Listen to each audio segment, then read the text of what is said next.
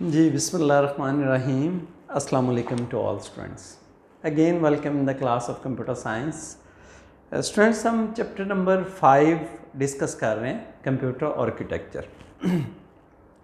इससे last lecture में हमने देखा था कि जो कंप्यूटर आर्किटेक्चर है वो क्या है, जो मॉडर्न कंप्यूटर जिस आर्किटेक्चर को फॉलो कर रहा है इसको किसने इंट्रोड्यूस करवाया।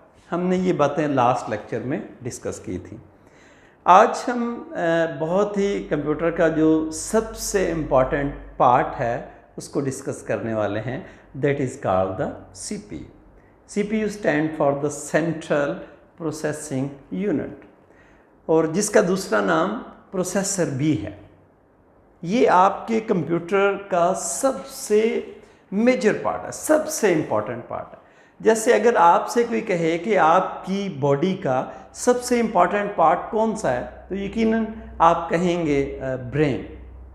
क्योंकि अल्लाह ताला ने इंसान को ब्रेन इतनी पावरफुल चीज़ अता की है कि इसके बारे में सोचा भी नहीं जा सकता।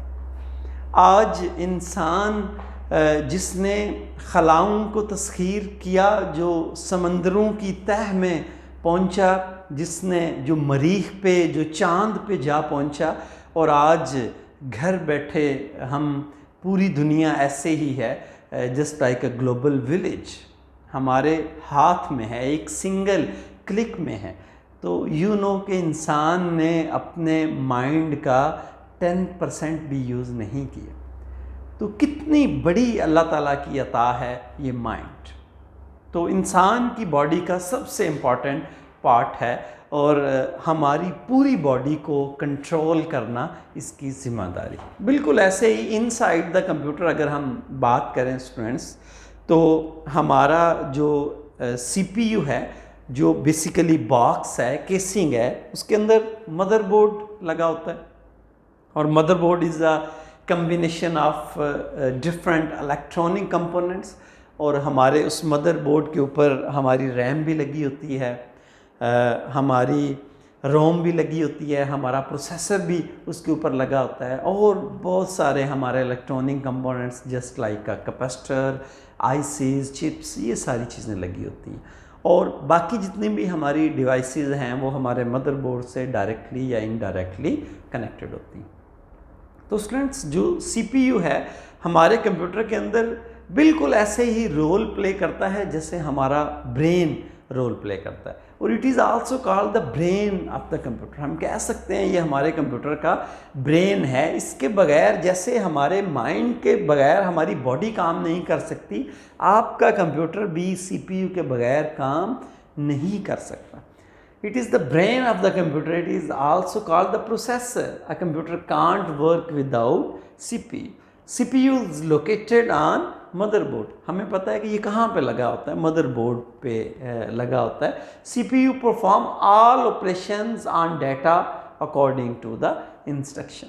अब ये CPU काम क्या करता है, हम डाटा पे जो भी उसको ऑपरेशन कहते हैं अकॉर्डिंग टू इंस्ट्रक्शन, ये बात समझने वाली है कि काम क्या करता है। डिफरेंट किस्म के ऑपरेशन परफॉर्म कर सकता है।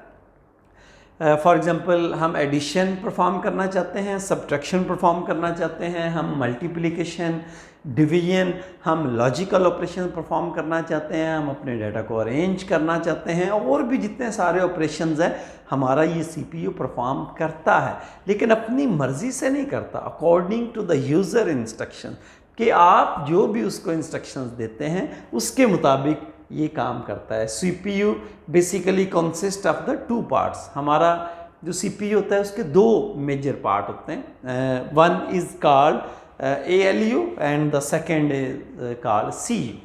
ALU stand for arithmetic and logic unit, and CU stand for control unit. वैसे अगर मैं बात करूँ तो रजिस्टर्स भी हमारा इसी का पार्ट होते हैं, रजिस्टर।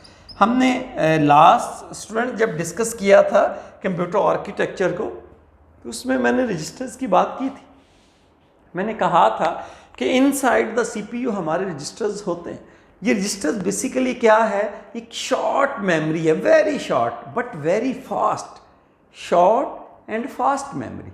और इसकी बहुत थोड़ी सी कैपेसिटी होती है, आप जस्ट 1 बाइट 2 बाइट 4 बाइट।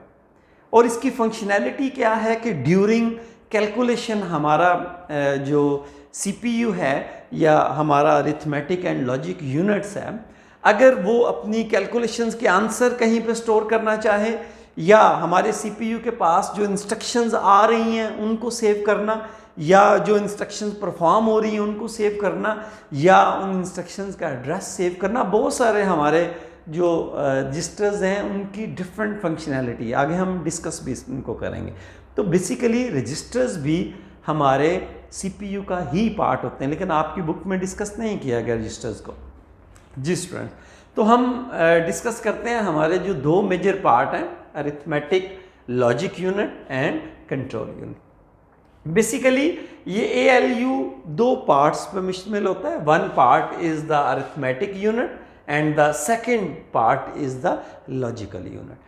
हमारा ये जो अरिथमेटिक यूनिट है इसका काम है addition, subtraction, multiplication and division.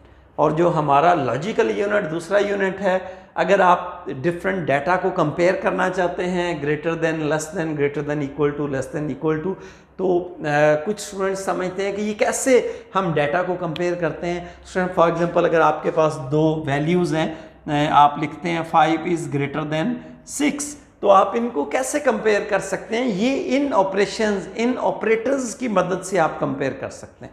आप कैसे लिख सकते हैं कि 6 इज इक्वल टू 6? आपके पास ये लॉजिकल जो ऑपरेटर्स हैं इनकी मदद से आप कर सकते हैं। आप लिख सकते हैं 10 इज लेस देन 5। तो बेसिकली जब हम इस तरह के ऑपरेशंस परफॉर्म करना चाहते हैं तो फिर हम इन लॉजिकल ऑपरेटर्स को यूज़ करते हैं। तो हमारा अरिथमेटिक लॉजिक यूनिट ये दोनों काम परफॉर्म करता है। उसके बाद एक जो हमारा मेजर और very important part of the CPU, that is called the CU, control unit. इसके नाम से ही हमें पता चल रहा है कि कंट्रोल करना, एक्ट लाइक अ सुपरवाइजर। जैसे हम कोई किसी फैक्ट्री के अंदर, किसी ऑर्गेनाइजेशन के अंदर हमने सुपरवाइजर्स रखे होते हैं।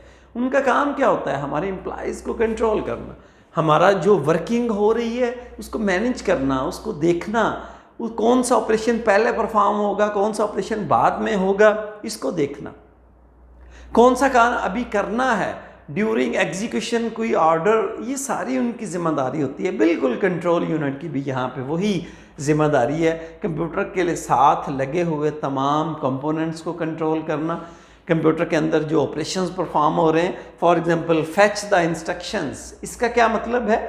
रैम से डाटा को उठा के लाना और उस पर कोई एक्शन परफॉर्म करना, कोई फंक्शन परफॉर्म करना, कोई उस पर आपने जो मैथमेटिकल ऑपरेशन कहा है उसको परफॉर्म करना, ये इसकी जिम्मेदारी है। और इसकी क्या जिम्मेदारी है? What operations to be done, अगला काम क्या होगा? कंट्रोल द एग्जीक्यूशन, हमारी जो इंस्ट्रक्शंस एग्जीक्यूट हो रही हैं उनको कंट्रोल करना। तो ये हमारे कंट्रोल यूनिट की जिम्मेदारी है। तो स्टूडेंट्स, CPU हमारा एक मेजर पार्ट है और आपके कंप्यूटर का भी एक वेरी इंपॉर्टेंट पार्ट है। तो हमने इसको डिस्कस किया। आई होप कि आपने इसको अच्छे से अंडरस्टैंड कर लिया होगा। इंशाल्लाह मिलते हैं नेक्स्ट लेक्चर में। तब तक के लिए अल्लाह हाफिज़। Thank you.